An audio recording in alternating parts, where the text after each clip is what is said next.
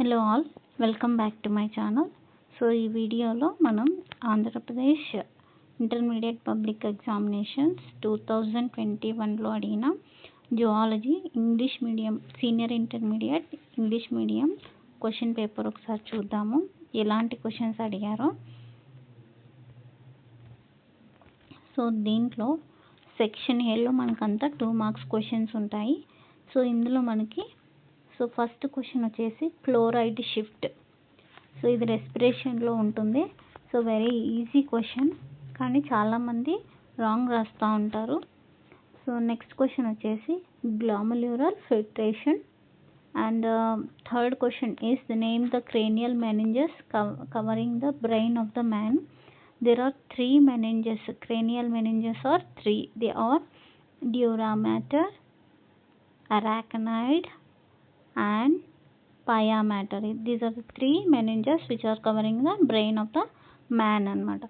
Next question is all or none principle. So ఇక్కడ nervous సిస్టంలో neurons ఇంపల్సెస్ని create చేస్తాయి. That impulses create అయితే కంప్లీట్గా క్రియేట్ అవుతాయి, దాన్ని మనం ఆల్ అంటాం. లేదా పూర్తిగా క్రియేట్ అవ్వవు అనమాట, పూర్తిగా అసలు ఇంపల్సెసే జనరేట్ అవ్వవు. అవుతే కంప్లీట్గా జనరేట్ అవుతాయి, లేకపోతే అసలు జనరేట్ కావు. దీన్నే మనం ఆల్ ఆర్ నన్ ప్రిన్సిపల్ అని అంటాము. నెక్స్ట్ క్వశ్చన్ వచ్చేసి diabetes insipidus and diabetes mellitus. So ఈ రెండు కూడా వేరు అనమాట. డయాబెటిస్ ఇన్సిపిడస్ వచ్చేసి ADH హైపోసెక్రియేషన్ మీన్స్ తక్కువ సెక్రేట్ అవ్వడం వల్ల వచ్చేటువంటి డిసీజ్ అనమాట. ADH means anti diuretic hormone అనమాట. సో దీంట్లో మనకి ఎలాంటి సిమ్టమ్స్ కనిపిస్తాయంటే యూరిన్ ఎక్కువసార్లు వెళ్ళడము, లేదా దాహం అంటే థ్రస్ట్ ఎక్కువగా అవ్వడము, ఇలాంటివి మనం డయాబెటిస్ ఇన్సిపిడస్లో నోటీస్ చేస్తూ ఉంటాం అనమాట. బట్ డయాబెటిస్ మెలిటస్ని షుగర్ డిసీజ్ అని కూడా అంటాం. సో ఇది ఇన్సులిన్ అనే హార్మోను హైపోసెక్రియేషన్ వల్ల వస్తుంది. So diabetes mellitus because of the insulin అనమాట.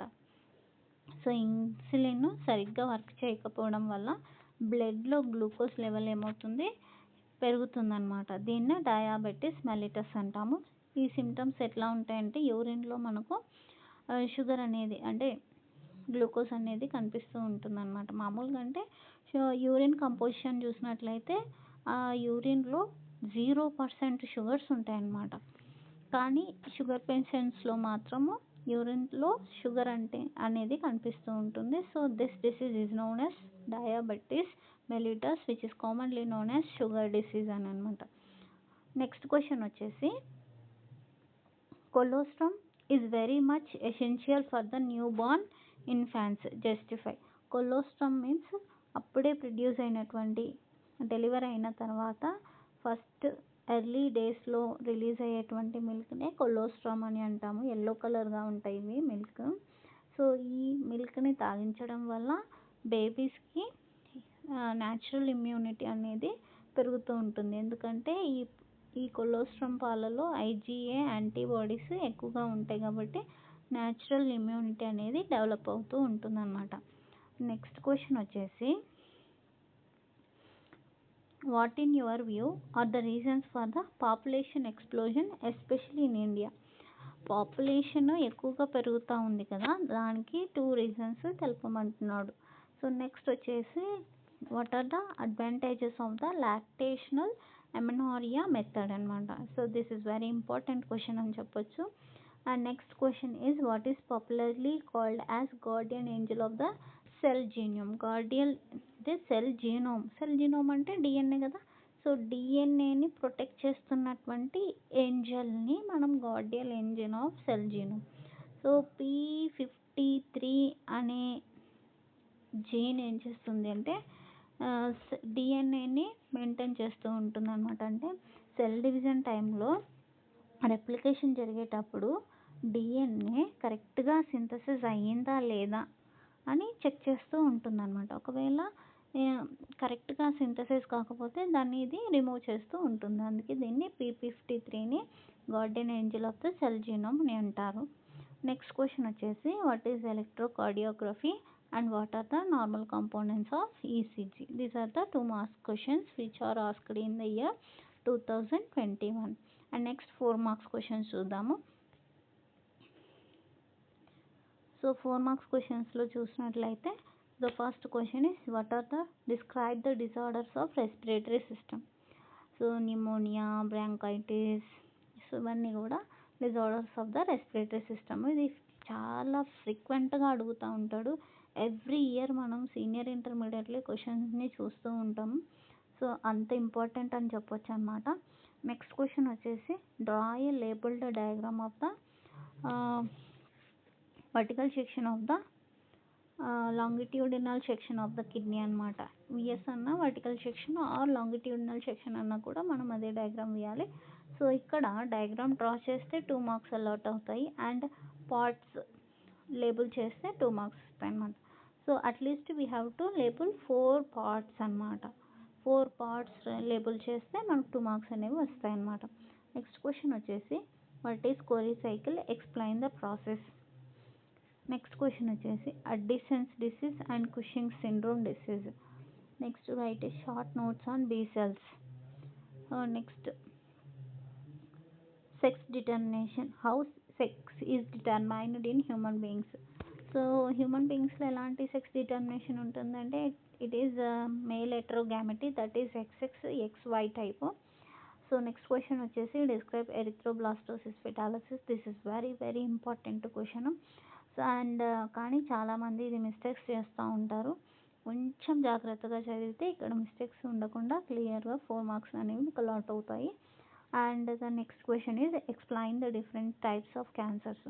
సో అన్ని క్వశ్చన్స్ కూడా తెలిసిన క్వశ్చన్సే, చాలా ఈజీగా ఉంది paper. So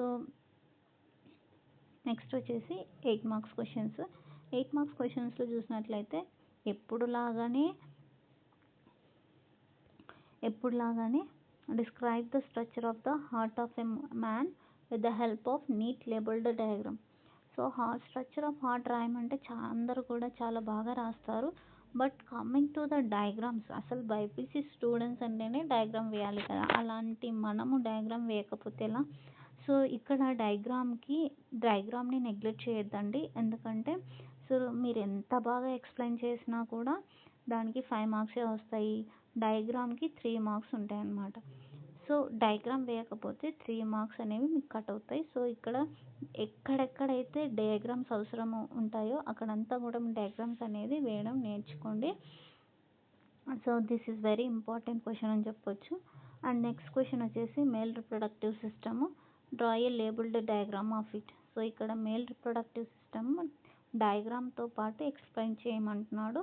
so this is very important question from the human reproductive system అని చెప్పొచ్చు. And the next question is criss cross inheritance, explain the inheritance of one sex linked recessive character in human beings. ఇది మనకు 2021లో అడిగినటువంటి senior intermediate zoology question paper. So ఏ question చూసినా కూడా అన్నీ మనకు తెలిసిన క్వశ్చన్సే అడిగినాడు. సో ప్రీవియస్ క్వశ్చన్ పేపర్స్ని చదవడం వల్ల కూడా మనం 80% ఆఫ్ ద మార్క్స్ని ఈజీగా గెయిన్ చేయొచ్చు అనమాట. So this is about the zoology question papers. ఇంకా ప్రీవియస్ క్వశ్చన్ పేపర్స్ని మీ ముందుకు తీసుకురావడానికి నేను మ్యాక్సిమం ట్రై చేస్తాను. So all the best for your IPE preparations. Thank you very much for watching my video.